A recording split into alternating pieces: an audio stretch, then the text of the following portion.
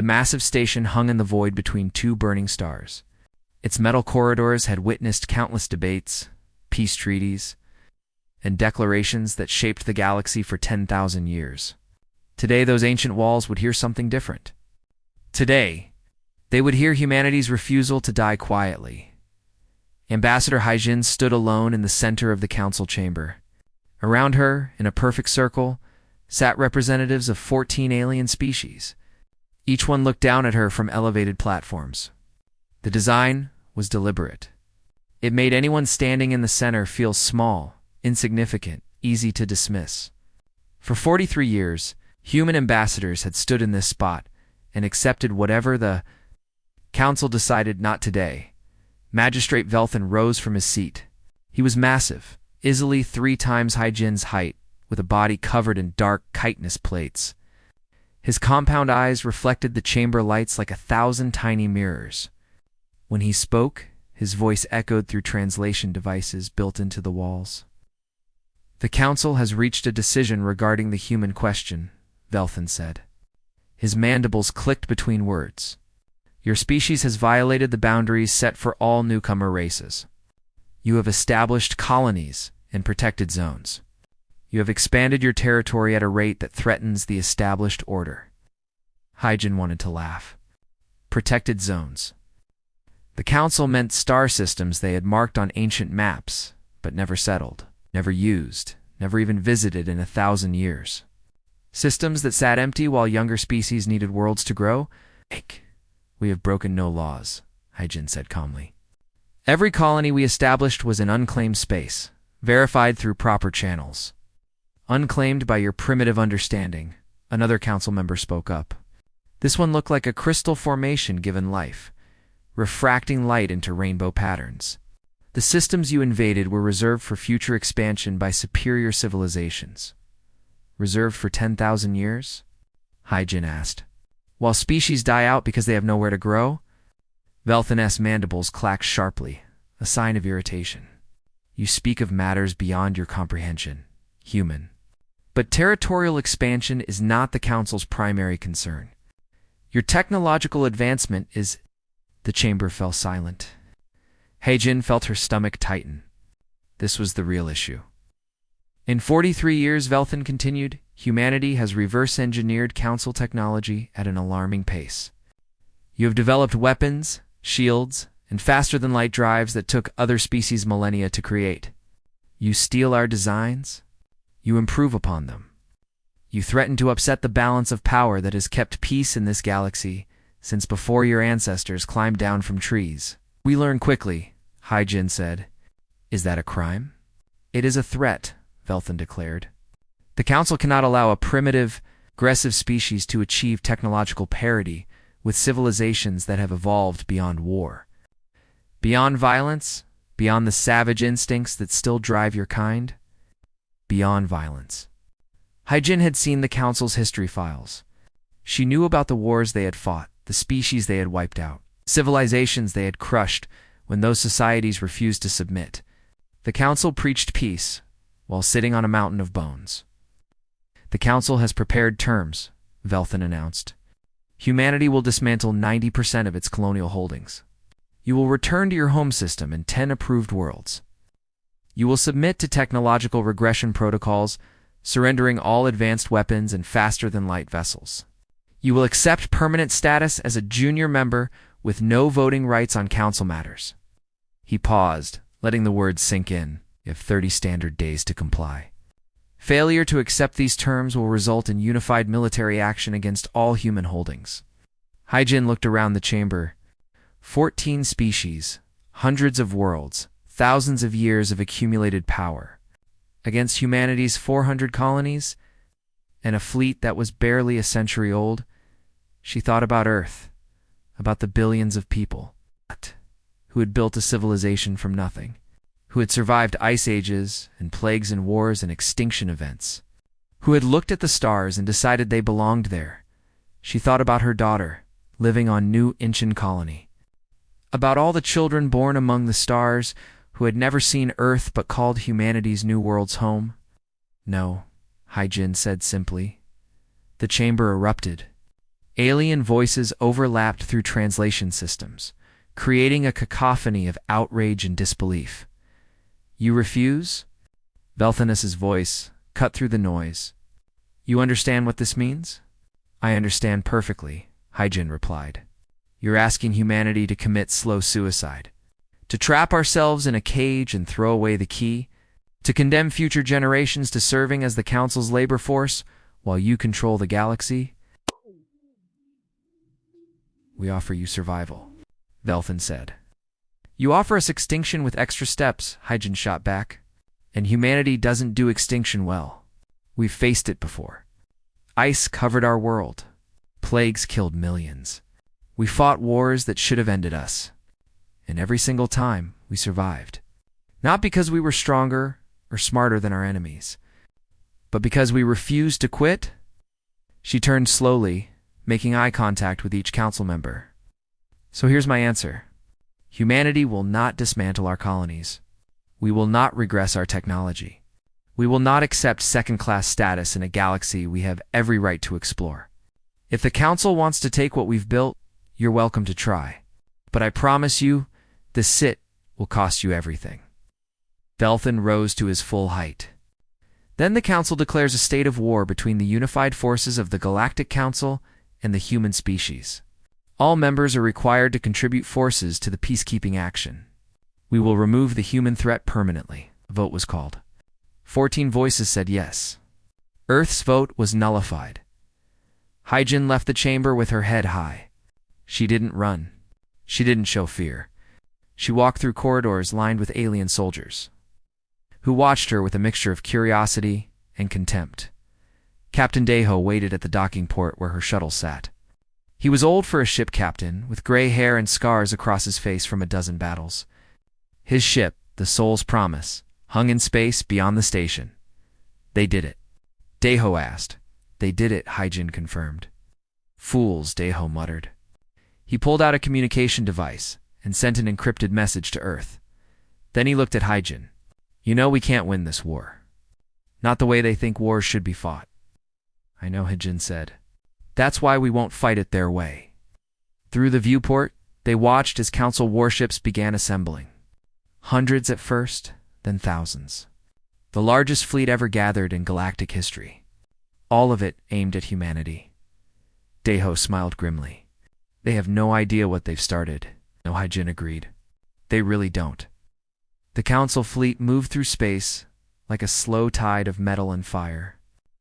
40,000 warships, each one a masterpiece of technology refined over millennia. Fleet Commander Zethanara stood on the bridge of his flagship, watching the tactical display with satisfaction. The human colonies lay ahead like fruit ready for harvest. "They will surrender," his tactical officer said. "They must. No species has ever faced such overwhelming force." Zethanara nodded. He had fought in 17 wars over his 3,000 years of life. He had seen civilizations rise and fall. Humanity would be no different. They would see the fleet, calculate the odds, and accept the inevitable. The countdown reached 72 hours before the deadline. Then everything changed. The first reports came from the Outer Rim. A mining facility on Theta 7. It's gone silent. Then a supply depot near the Vega cluster stopped responding. Communication relays began failing across 6 different sectors. Meteor strikes. Someone suggested 17 facilities at once. Zethanara's tactical officer looked puzzled. Across 12 systems? The answer came an hour later when they finally reached one of the silent facilities. The mining station hung in space, completely intact, but every piece of equipment had been stripped away. Ore processors, fusion reactors, automated mining drones all gone. On the station wall, written in their own language, was a message. "You wanted war? Now learn what that means." Admiral Biora watched the reports flood in from her command center deep inside an asteroid base. Her face remained neutral as she studied the tactical map, but inside she felt a fierce satisfaction. 19 targets hit successfully, her operations officer reported. Supply chain disruption estimated at 18%. Casualties on our side? 0, Biora said.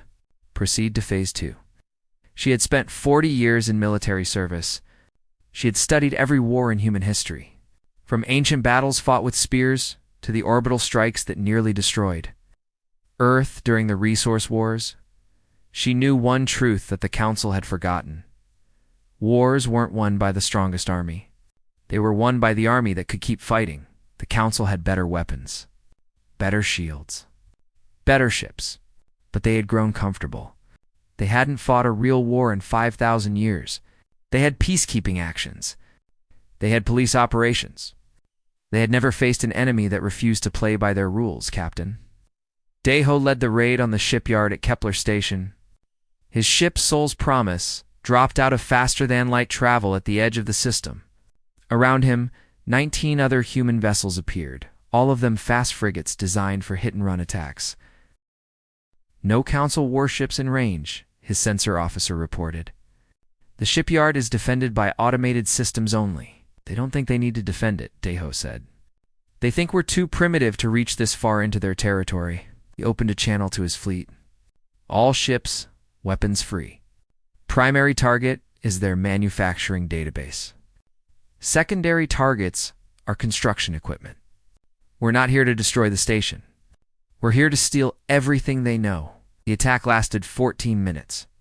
Human missiles punched through shields designed to stop different types of weapons. Boarding teams cut through airlocks and fought past security drones. And in the station's central computer core, Technician Ji Woo worked her magic. She was young, barely 25, with quick hands and a quicker mind. The Council's quantum encryption was supposed to be unbreakable. They had spent 10,000 years perfecting it. Ji-Woo broke it in 4 minutes. Got it, she said, downloading terabytes of data. Ship designs, manufacturing processes, material specifications. Hour. Deho asked, watching over her shoulder. They assumed only species with advanced mathematics could crack their encryption, Ji-Woo explained, fingers flying across her terminal. But their mathematics is old. Refined, yes, but old. We've been developing new approaches to quantum computing for decades. They stopped innovating 5,000 years ago. Alarms blared through the station. Council reinforcements were arriving. Time to go, Deho ordered. The human ships vanished into faster than light, leaving the shipyard intact but violated. And now humanity had the keys to the Council's technological kingdom. General Taeyang led the ground assault on Supply Depot Gamonine. His soldiers moved through the facility like ghosts, using stealth technology reverse-engineered from captured Council equipment. They didn't kill the alien workers they found. They just locked them in their own quarters and took everything that wasn't bolted down. Food synthesizers, medical supplies, fuel cells, ammunition, even the spare parts in the maintenance bays. This is theft, not war, one of his lieutenants said. This is how you win wars, Taeyang corrected. The Council's fleet needs fuel, ammunition, and supplies. Every depot we hit means their ships can't operate at full capacity. Every communication relay we destroy means they can't coordinate. We're not fighting their warships. We're fighting their logistics. He had learned this lesson studying ancient Earth history. Powerful armies had fallen because they couldn't feed their soldiers, couldn't supply their equipment, couldn't maintain their supply lines. The Council thought war was about who had the biggest guns. Humans knew war was about who could outlast the enemy.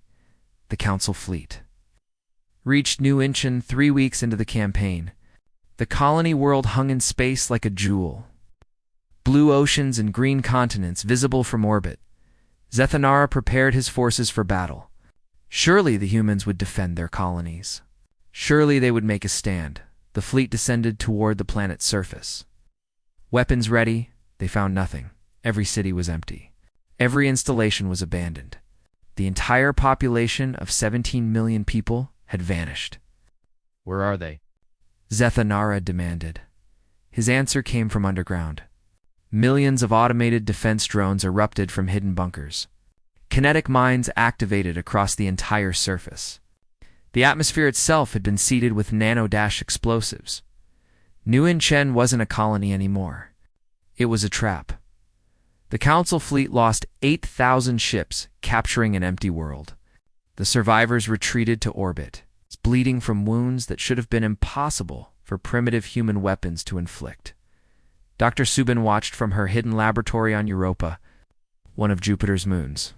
Her team had spent 5 years developing the weapons now tearing through Council ships: plasma warheads, quantum disruptors, kinetic accelerators that could punch through any shield.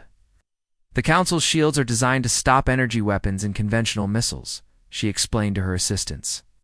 So we built weapons that don't work like anything they've seen before. We innovate. They refine. Innovation beats refinement every single time. Admiral Biora received the casualty reports from New and Chin. 8,000 Council ships destroyed. Human casualties, 0. The colony population was safe, evacuated to hidden facilities and other systems. She opened a communication channel to Earth Command. Phase 1 is complete, she reported. The Council controls 38 of our colonies. All of them are empty and fortified. Their fleet is scattered, their supply lines are broken. And they still haven't figured out that we're not fighting the war they prepared for. On Earth, the military command reviewed the reports. Humanity had lost no core systems. The Council had lost 18% of their logistics network. The war was barely a month old. Already the tide was turning. But Fleet Commander Zethanara refused to accept reality.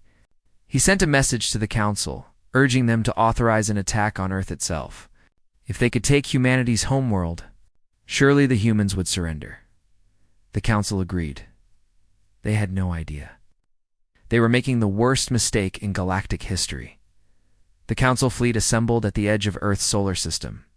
9,000 warships, the largest strike force ever directed at a single world. Fleet Commander Zethanara stood on his bridge and stared at the blue planet on his view screen. Humanity's birthplace. Their heart? Take this, and the war would end. All ships, he commanded, proceed to Earth orbit. Destroy defensive installations. Prepare for planetary assault. The fleet moved forward like a wave of metal death. They never reached orbit. Earth's moon erupted with weapons fire. Not just surface batteries. The moon itself had been hollowed out and converted into the largest fortress humanity had ever built. Thousands of missile silos. Hundreds of plasma cannons. Orbital platforms that had been disguised as space. Debris suddenly came online, and then the fracture missiles launched. Dr. Subin had spent 2 years developing them in secret. They were her masterpiece and her nightmare. Each missile didn't just explode, created a quantum entanglement field that spread through any matter it touched. Ships caught in the blast didn't just die. They were transformed into expanding debris fields that made space itself impassable. The first wave of Council ships hit the defensive perimeter and simply ceased to exist. Where there had been warships, now there were clouds of quantum-locked debris that stretched for thousands of kilometers. Any ship that tried to pass through the fields was shredded by fragments moving at relativistic speeds. Zethanara ordered, "Pull back and regroup." But there was no pulling back. Admiral Biora had planned for this moment. Human ships, faster and more maneuverable than Council vessels, had circled behind the attacking fleet. Now they launched their own fracture missiles, cutting off the retreat routes. The Battle of Earth lasted for days. The Council fleet fought with desperate courage, but courage meant nothing against physics. Human weapons had turned the space around Earth into a killing field. Council ships that avoided the quantum debris fields ran into minefields. Ships that avoided the mines ran into stealth carriers that appeared from nowhere, launched their payloads, and vanished again. Commander Sang-woo led the Ghost Fleet from his carrier, the Phantom Wind. His ships used technology stolen from the Council's own, research cloaking fields that bent light and sensor waves around their hulls. They could appear anywhere, strike without warning, and disappear before the enemy could respond. "Target the command ships," Sang-woo ordered. "Cut off their coordination." His fighters screamed through the chaos, targeting the Council's flag vessels. Without their commanders, the alien fleets fell into disorder. Ships collided with each other, trying to retreat. Others broke formation and were picked off by human destroyers. Technician Ji Woo worked from a control station on Earth, coordinating the defensive systems. She had cracked the Council's communication codes, which meant she could hear every order Zethanara gave. More than that, she could feed false information into their systems. Their fleet thinks reinforcements are coming from Sector 7, she reported. They're repositioning to defend against an attack that doesn't exist. Keep them confused, Admiral Bira commanded. Every second they're disorganized is another second we can bleed them. On the fourth day, Zethanara looked at his tactical display and felt something he hadn't experienced in 3,000 years. Fear. He had arrived with 9,000 ships. Now he had fewer than 2,000 operational vessels. The humans had turned his fleet into scrap metal. Sound retreat, he ordered. All ships. Emergency faster than light jump. Leave the system immediately. The Council fleet fled Earth, leaving behind thousands of dead ships and hundreds of thousands of dead crew. They had come to break humanity's spirit. Instead, humanity had broken their fleet. But Admiral Bura wasn't finished. Launch the counteroffensive. She ordered human fleets that had been hiding throughout the galaxy suddenly went on the attack. Not against Council military targets, against their refuge worlds. The secret colonies where Council leaders had thought they were safe. General Tai Yang led the ground assault on the Kresh refuge world of Haven. It was supposed to be a paradise. Hidden in a nebula where sensors couldn't reach it, but Jiwoo had found it in the stolen Council databases. Taeyong's soldiers dropped from orbit in stealth pods. They landed in the forests outside the main city and moved quickly through the trees. The Kresh guards never saw them coming. The assault was surgical. Human soldiers used non-lethal weapons, stunning aliens and securing facilities without killing civilians. But the message was clear. Nowhere was safe. No one was safe. We could have killed every Kresh on this planet, Taeyang told the captured Council administrator. We didn't. But now, you know we can reach you anywhere. Tell your leaders. Tell them what happened here. Similar raids happened across 14 Council refuge worlds in a single day. Human soldiers appeared, struck their targets, and vanished. They left property damage but few casualties. The psychological impact was devastating.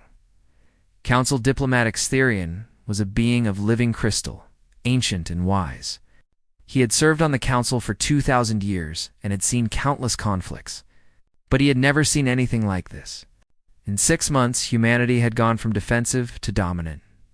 They had lost no core worlds. The Council had lost a quarter of their invasion fleet and countless support facilities. He opened a secret communication channel to Ambassador Hai Jin. We need to discuss terms, Extinction said. Hai-Jin met him in neutral space, aboard a station that belonged to neither side. She came alone, without guards or weapons. Extinction found that more intimidating than if she had brought an army. The Council is prepared to offer a ceasefire, Extinction began. We will recognize humanity's right to the colonies you currently hold. We will restore trade relations. We will know, Hai-Jin interrupted. Extincion's crystalline structure flickered with confusion. You haven't heard the full terms. I don't need to, Hai-Jin said. Here are humanity's terms. The Council surrenders unconditionally. All member species withdraw their forces from human space. You pay reparations for every human life lost, every colony damaged. And Magistrate Velthin stands trial for crimes against sapient species. That's impossible, Extinction said. The Council will never accept such humiliation. Then the war continues, Hai-Jin said simply. And we will show you what total war means. She leaned forward, her eyes hard as steel. Your people live in cities that have stood for 10,000 years. You have art and culture and history you consider priceless. You think you know what war is because you fought battles in space. But you've never experienced what humans call total war. You've never seen your cities burn. You've never watched your civilization crumble. You've never faced an enemy that will destroy everything you are just to prove they can't be conquered. She stood up. I'll go back to the Council. Tell them they have one chance to end this peacefully. If they refuse, we will teach them the lessons we learned in our own history. We will show them what happens when you threaten humanity with extinction.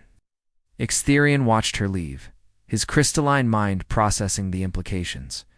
Humans weren't bluffing. They had already proven they could reach anywhere, strike anyone. If they decided to escalate from surgical strikes to total destruction, he returned to the council and delivered the message. The reaction was divided. Half the member species wanted peace at any cost. The other half, led by Velthan, refused to surrender to what they still called a primitive species. The council split. 11 species sued for peace. 3 species, the Krish, the Sauroids, and the Viridians, chose to continue the war, and humanity as promised. Showed them what total war really meant. The war changed after the council split. 11 species accepted humanity's peace terms and withdrew their forces. They signed treaties, paid reparations, and began the long process of rebuilding relationships. But 3 species refused to surrender: the Kresh Dominion, Sauroid Empire, and the Viridian Collective. Admiral Biora called a meeting of Earth's military leadership. The holographic conference room filled with admirals, generals, and intelligence officers from across human space. "The council is broken," Biora said. "But 3 civilizations still want to fight. They believe they can outlast us. They're wrong. It's time to show them what humans do to enemies who threaten our existence." She pulled up star maps, showing Krish, Sauroid, and Viridian territories. "We're not fighting for territory anymore. We're fighting for survival. And that means we use every weapon we have." Dr. Subin stood in her laboratory on Europa, staring at the vial in her hand. Inside was the Cascade virus, a weapon so terrible she had hoped never to use it. The virus was designed specifically to target Kresh biology. The Kresh weren't individuals, they were a hive mind. Billions of bodies connected through biological quantum communication. The Cascade virus would sever those connections. "If we deploy this," Subin said to her team, "the Kresh civilization will collapse. Their hive mind will shatter. They'll become individuals without the ability to reconnect. It's not death, but it might be worse." "They chose to keep fighting," one of her assistants said. "They rejected peace." Subin closed her eyes. She thought about the human colonies the Kresh had destroyed. The civilians killed in orbital bombardments. The children who would never grow up because aliens decided humanity shouldn't exist. "Deploy the virus," she ordered. The Cascade virus spread through Kresh space like invisible fire. It was carried in microscopic particles that attached to ships, cargo, even radio transmissions. Within 3 weeks, every Kresh world was infected. The hive mind that had ruled the Dominion for 8,000 years began to fracture. Kresh soldiers suddenly couldn't coordinate their attacks. Workers forgot how to operate their factories. Scientists lost access to their collective knowledge. Billions of Kresh found themselves alone inside their own minds for the first time in their species. History: the Dominion collapsed into chaos. Not because humans destroyed them with weapons, but because humans had removed the one thing that made them strong. The Sauroid Empire faced a different weapon. The Sauroids were an ancient species, powerful and proud, but they had a weakness. Their reproduction rate had been declining for centuries. Each generation produced fewer eggs than the last. They were slowly dying out, and they knew it. Dr. Subin's Biological Warfare Division studied captured Sauroid genetic material and found the cause: a genetic drift that occurred naturally over millions of years. They also found they could accelerate it. The bioweapon was released into Sauroid agricultural systems. It didn't kill anyone. It simply made the genetic drift happen faster. Within a year, Sauroid birth rates dropped to nearly 0. Within 2 years, their species faced extinction not from human weapons, but from their own biology failing. The Sauroid Emperor contacted Earth Command, his voice heavy with defeat. "You've condemned us to extinction," he said. "You condemned yourselves," Admiral Bora replied. "You had the chance for peace. You chose war. Now you pay the price." "At least when we die fighting," the Emperor said. Bo corrected. "You die quietly, watching your civilization fade away. That's what happens when you threaten humanity. We don't just beat you, we erase you." Viridians were beings of pure energy, held together by quantum coherence. They thought their nature made them invulnerable to human weapons. They were wrong. Human scientists had been studying quantum physics for centuries. When they captured Viridian prisoners early in the war, they learned how the aliens maintained their coherent energy patterns. And where there was coherence, there could be disruption. The quantum dampeners were elegant weapons. Small devices that could be planted on Viridian worlds and stations. When activated, they created fields that disrupted quantum coherence. Viridians caught in these fields simply stopped existing, their energy patterns collapsing into random radiation. Commander Sang-Woo led the deployment of dampeners across Viridian space. His ghost fleet moved silently through their systems, planting devices on every major installation. When all the dampeners were in place, humanity sent one final message to the Viridian leadership. Surrender now, or we activate the dampeners and your entire species dies in an instant. The Viridians didn't believe the threat was real. They activated their weapons to attack one more human colony. Sang-Woo activated the Nemners. 3 billion Viridians died in the span of 5 seconds. Their energy patterns collapsed simultaneously across 40 worlds. The survivors, those who had been in shielded ships or far from the dampeners, suddenly found themselves nearly extinct. The Viridian leadership surrendered within the hour, while the military fought. Captain Mina led a different mission. She commanded a special operations team tasked with hunting down war criminals. And at the top of her list was Magistrate Velthan. Velthan had fled when the council collapsed. Intelligence suggested he was hiding on a moon in the outer territories, protected by loyal Kresh soldiers who hadn't been affected by the cascade. Iris. Yet Mina's team spent 3 months tracking him. They followed supply shipments, intercepted communications, and slowly narrowed down his location. When they found him, they struck fast and hard. The raid happened at dawn. Human soldiers in powered armor stormed Velthan's compound, overwhelming his guards in minutes. Mina herself kicked down the door to Velthan's chamber. The magistrate stood in the center of the room, his massive form surrounded by bodyguards. He looked at Mina with his thousand-eyed gaze. "You cannot seriously believe you can put me on trial," Velthan said. "I am a council magistrate. I am above your primitive justice." "You were a council magistrate," Mina corrected. "The council doesn't exist anymore. You're just a war criminal now." The fight was brief. Human weapons designed to punch through ship armor made short work of Velthan's bodyguards. The magistrate himself was hit with a neural stunner that dropped his massive body to the floor. "You're coming with us," Mina said. "You're going to answer for every crime the council committed. Not just against humans, but against every species you conquered and oppressed." Medical officer Young Mi had spent the war documenting council atrocities. She traveled to occupied worlds, interviewed survivors, and collected evidence. What she found horrified her. The council hadn't just attacked humanity. For 10,000 years, they had quietly eliminated species they considered threats. Civilizations that advanced too quickly were sabotaged. Worlds that refused to submit were sterilized. The council preached peace while committing genocide. Youngmi compiled all the evidence into a database. When the war ended, she presented it to the surviving council species. Many of them refused to believe it at first. Their perfect, peaceful civilization couldn't have done such things. But the evidence was undeniable. Recordings, documents, witnesses. The council had been built on a foundation of quiet atrocities.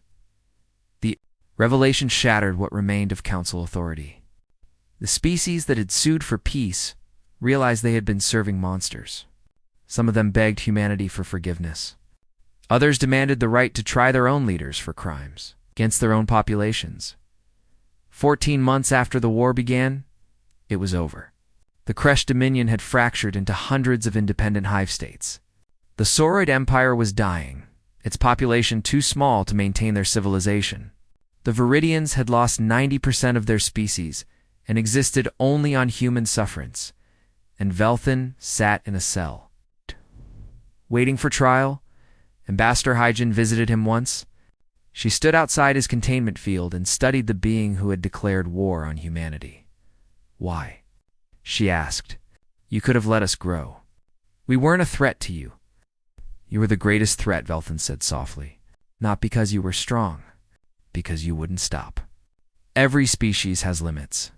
Points where they say, 'This is enough, we're satisfied.' You humans have no limits. You always want more. You always push further. If we let you grow unchecked, eventually you would surpass us. Eventually, you would rule the galaxy. We had to stop you while we still could." "So you tried to genocide us," Hyjin said. "We tried to cage you," Velthin corrected. "We failed. Now we pay the price." Hyjin turned to leave, then paused. "You were right about one thing. Humans don't stop. We don't accept limits. But you were wrong about what that means. We don't want to rule the galaxy. We just want to be free to find our place in it. You could have been our allies. Instead, you became our victims." She walked away, leaving Velthin alone with the consequences of his choices. 20-6 months after the Council declared war on humanity, the war was over. But the galaxy would never be the same. The trial of Velthin and his co-conspirators took place on Earth, in the same chambers where the United Nations once met. Representatives from 68 species attended, including many who had fought against humanity. They came to witness justice, perhaps to understand how humanity would use its newfound power. Velthin stood in the center of the chamber, his massive form restrained by force fields. Around him, evidence of his crimes played on holographic displays. Not just his war crimes against humanity, but thousands of years of atrocities committed by the council he had led. Ambassador Hyjin served as first prosecutor. She presented each piece of evidence calmly, without emotion. The recordings of council meetings where they discussed eliminating dangerous species, the documents showing calculated genocides disguised as natural disasters, the testimony of survivors from dozens of civilizations that the council had destroyed. The council claimed to bring peace, Hyjin said, but their peace was built on fear and control. Any species that grew too strong, too independent, too innovative was eliminated. The council's 10,000 years of stability came at the cost of countless civilizations that never got the chance to reach the stars. Velthin didn't deny the charges. How could he? The evidence was overwhelming. "We maintained order," he said simply. "The galaxy is chaos without guidance. Without the council's oversight, younger species would have destroyed each other, or they would have thrived," Hyjin replied. "We'll never know, because you never gave them the chance. You decided you had the right to control every civilization in the galaxy. That's not justice. That's tyranny." The verdict came after 3 weeks of testimony. Velthin and 47 other council leaders were found guilty of crimes against sapient life. The sentence was life imprisonment, not death. Humanity wanted them to live, to watch as the galaxy moved forward without them.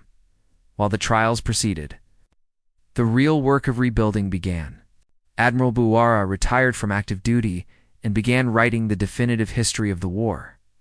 Military academies across the galaxy studied her tactics, learning the lessons of asymmetric warfare.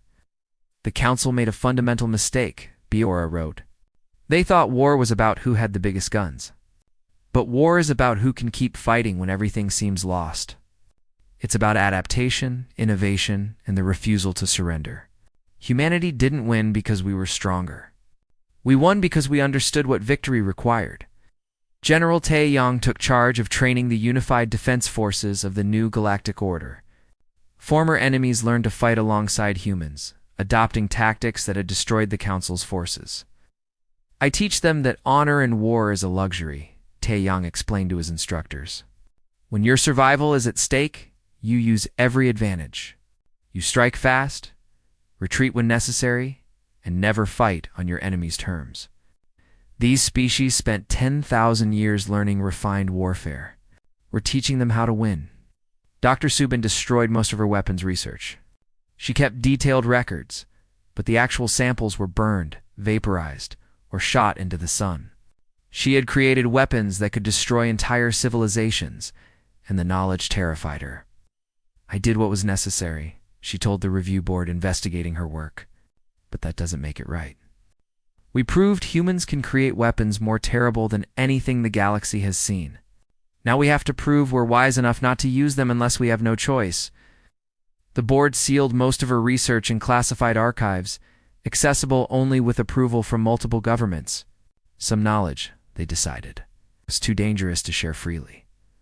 Commander Sang-woo's Ghost Fleet became the guardians of the new order. His ships patrolled the borders of known space, watching for external threats. The cloaking technology that had made them so effective in war now served a peacekeeping role. We fought this war so younger species wouldn't have to, Sang-woo told his crews. Now we make sure no one else tries what the Council attempted. We're the Watchers in the dark, the shield that protects the galaxy from threats it doesn't even know exist.